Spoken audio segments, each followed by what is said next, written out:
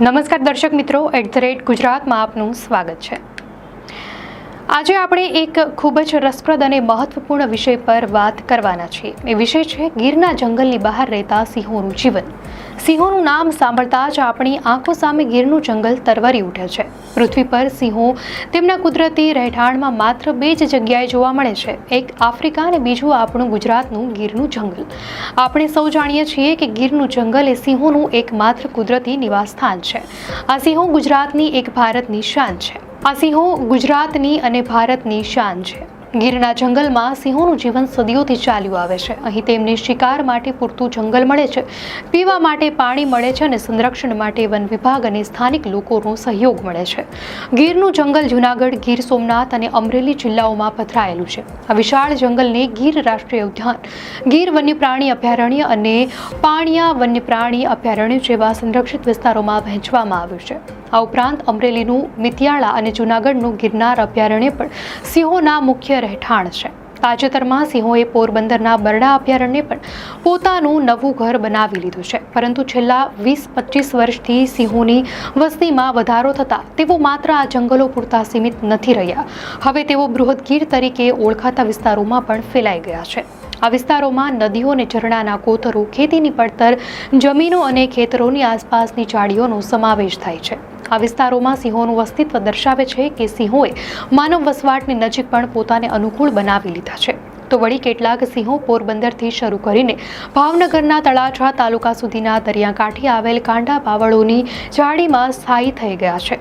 સવાલ એ છે કે શું ગીરના જંગલની બહાર રહેતા સિંહોનું જીવન જંગલની અંદર રહેતા સિંહો જેવું જ હોય છે? મે 2025માં ગુજરાતના વન વિભાગ દ્વારા હાથ ધરવામાં આવેલી સિંહ ગણતરીના આંકડા અનુસાર હવે ગુજરાતમાં કુલ 891 સિંહો છે। 2020માં આ સંખ્યા 674 હતી, જે દર્શાવે છે કે છેલ્લા 5 વર્ષમાં સિંહોની વસ્તીમાં 32% નોંધપાત્ર વધારો થયો છે। પરંતુ આ ગણતરીમાં એક બીજો રસપ્રદ ખુલાસો થયો છે। 891 સિંહોમાંથી 497 સિંહ ગીર અને તેની આસપાસના સંરક્ષિત વિસ્તારોમાં રહે છે, જ્યારે બાકીના 394 સિંહો એટલે કે લગભગ 44% સિંહો જંગલોની બહાર માનવ વસ્તીવાળા વિસ્તારોમાં રહે છે। આ આંકડા દર્શાવે છે કે લગભગ અડધ સિંહોએ હવે માણસોની વચ્ચે પોતાનું ઘર બનાવી લીધું છે। 2010માં જંગલની બહાર રહેતા સિંહોની સંખ્યા માત્ર 74 હતી, એ આજે વધીને લગભગ 400 થઈ ગઈ છે। આ પરિવર્તન દર્શાવે છે કે છેલ્લા 15 વર્ષમાં સિંહોના રહેઠાણમાં મોટો બદલાવ આવ્યો છે અને તેઓ માણસો સાથે સહઅસ્તિત્વ કેળવી રહ્યા છે। ગીર રાષ્ટ્રીય ઉદ્યાન અને વન્યપ્રાણી અભયારણ્યના સુપ્રિન્ટેન્ડન્ટ મોહન રામની આગેવાની હેઠળ સંશોધકોની વિવિધ ટીમોએ 29 સિંહને રેડિયો કોલર પહેરાવી ઉપગ્રહની મદદથી જૂન 2019થી ડિસેમ્બર 2023 સુધી સિંહોના હલનચલન અને ભ્રમણનું અવલોકન કર્યું।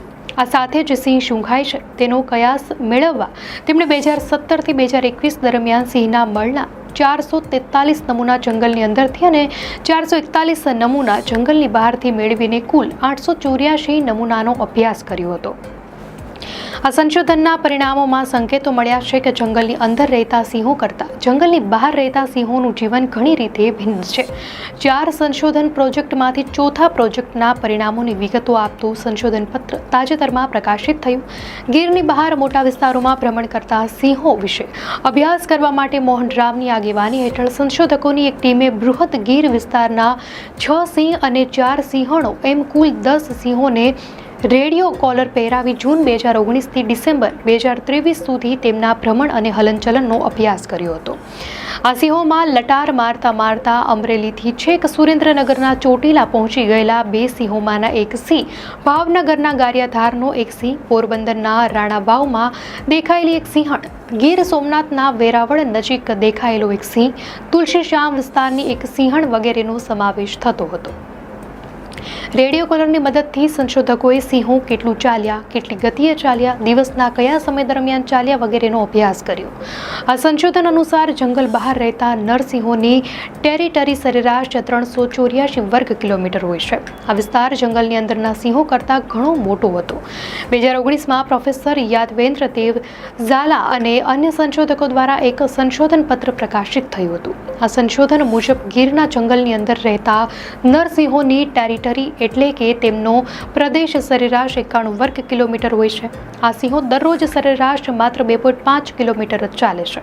આની સરખામણીમાં જંગલની બહાર એટલે કે બૃહદ ગીર વિસ્તારમાં રહેતા સિંહોનું જીવન ઘણું અલગ છે. 2019માં રેડિયો કોલર પહેરાવેલા 10 સિંહોના અભ્યાસ અનુસાર આ સિંહો દરરોજ સરેરાશ 6.68 કિલોમીટર જેટલું ચાલે છે, જે જંગલના સિંહો કરતાં ઘણું વધારે છે. આ સંશોધનમાં એક વધુ મહત્વપૂર્ણ વાત પણ સામે આવી છે કે બૃહદ ગીરના સિંહો દિવસ દરમિયાન માત્ર 2.28 કિલોમીટર જ ચાલે છે, જ્યારે રાત્રિ દરમિયાન સિંહો 11 કિલોમીટર સુધી ચાલે છે. આ અંતર ગીરના જંગલની અંદર રહેતા સિંહો કરતાં ઘણું વધારે છે. આ અંગે સંશોધક મોહન રામ જણાવે છે કે સિંહો આમ તો નિશાચર પ્રાણીઓ છે, એટલે કે રાત્રે વધુ સક્રિય હોય છે, પરંતુ જંગલની બહાર રહેતા સિંહો રાત્રે વધુ સક્રિય રહેવાનું મુખ્ય કારણ માણસોની પ્રવૃત્તિ છે. રાત્રિના સમયે માનવ પ્રવૃત્તિ ઓછી થવાથી સિંહોને ખલેલ પહોંચવાની શક્યતા ઓછી રહે છે. મોહન રામ જણાવે છે કે અમારા સંશોધન દરમિયાન ધ્યાને આવ્યું છે કે ગામડાઓમાં રખડતી ગાયો અને આખલા સિંહોને આકર્ષે છે, પરંતુ સિંહો આવા ગામોમાં દિવસ કરતાં રાત્રે વધારે જાય છે, કારણ કે રાત્રે માણસો સાથે સંપર્ક થવાની શક્યતા ઓછી રહે છે. આ સંશોધન સ્પષ્ટપણે દર્શાવે છે કે જંગલની બહાર રહેતા સિંહોએ માણસો સાથે સહઅસ્તિત્વ કેળવવા માટે પોતાની જીવનશૈલીમાં મોટો ફેરફાર કર્યો છે.